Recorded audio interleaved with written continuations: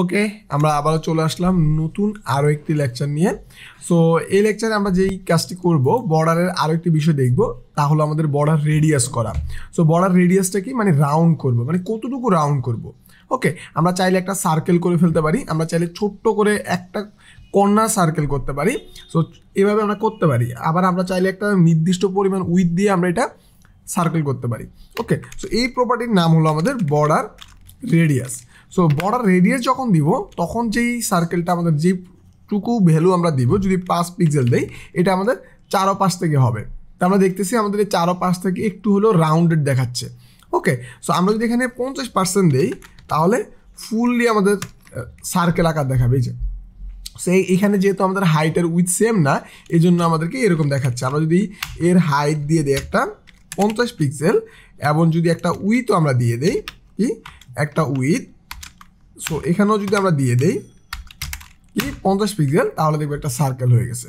So যখন একবারে 50% circle করবো, তখন হাইট আর উইথ সেম থাকতে হবে, নাহলে 50% সার্কেল হবে না, এটা তো আমরা জানি।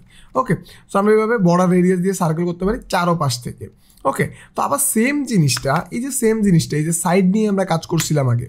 হ্যাঁ, আমরা কিন্তু সাইড নিয়ে কাজ করছিলাম, বর্ডার সাইড, লেফট রাইট, হ্যাঁ নিচে উপরে, মানে বটম টপ কাজ করছিলাম। সেমভাবে আমরা চাইলে বলে দিতে পারি বর্ডার কি টপ রেডিয়াস। ওকে, আমরা বলতে পারি টপ লেফট রেডিয়াস। সো এভাবে যদি আমরা বলি 5 পিক্সেল, তাহলে আমরা দেখব এই কর্নারটা শুধু একটু রেডিয়াস হয়েছে, লেফটের টপটা, মানে টপ লেফট, টপে বাম পাশেরটা। আবার যদি সেম কাজটা আমরা কি করি, নিচে দিয়ে আমরা বলি যে এই জায়গাতে এসে বটম, আমরা যদি বলি বটম কি, এখন দিব রাইট। সো রাইট দিলে দেখবো যে এই কর্নার আর এই কর্নার ঠিকই আমাদের একটু রাউন্ডেড আছে, আর দুইটা কর্নার অন্যরকম আছে। সো আমরা চাইলে এইভাবেও কিন্তু কাজ করে ফেলতে পারি। কি সুন্দর, তাই না? সো এই প্রপার্টিগুলো সম্পর্কে যদি ভালো একটা নলেজ আমাদের থাকে, যে কোনো স্টাইল আমাদেরকে করতে বলা হোক, আমরা করতে পারবো, ইজিলি করতে পারবো। সো এর জন্য আমাদের বেশি বেশি প্র্যাকটিস লাগবে। প্রপার্টি সম্পর্কে যত প্র্যাকটিস করবো, তত মনে থাকবে। প্রপার্টি কিন্তু মুখস্থ করার বিষয় না, আমি প্র্যাকটিস করব, কাজগুলো করতে করতে অটোমেটিকলি আমার ব্রেনে সেভ হয়ে যাবে।